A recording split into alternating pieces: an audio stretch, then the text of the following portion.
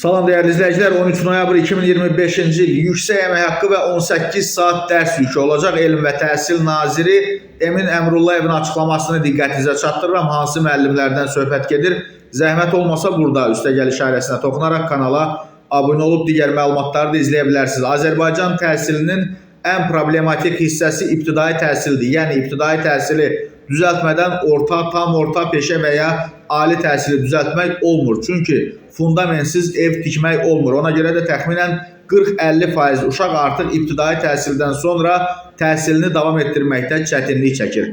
İbtidai təhsilin içinə girib düzəltmək lazımdır. Sertifikatlaşdırmaya yanaşmamız budur ki, müəllimlik saat hesabı, yarım ştat, hərdən bir məktəbə gəlib dərs demək işindən daimi iş rejiminə keçsin. Bunu istəyən müəllimlər üçün tətbiq ediləcək. Heç kəsi buna məcbur etməyəcək. Tamamilə rəqabətli, yüksək əmək haqqısı olacaq və daimi ştatda olan müəllimin dərs yükü 18 saat olacaq. Yerdə qalan saat hissələrində isə təhsilə aid digər işlərlə məşğul olacaq. Hansı müəllim istəsə ki, yüksək əmək haqqı ilə işləsin, onlar üçün tətbiq olunacaq. Yalnız bu müəllimlər sertifikasiyadan yüksək bal toplayanlar arasından seçiləcək. İstəməsələr saat hesabı sistemlə davam edə bilərlər deyə nazir qeyd edib və Emin Əmrullayev əlavə edib ki, gələn il 25 mindən çox müəllimin sertifikasiyaya cəlb olunması gözlənilir.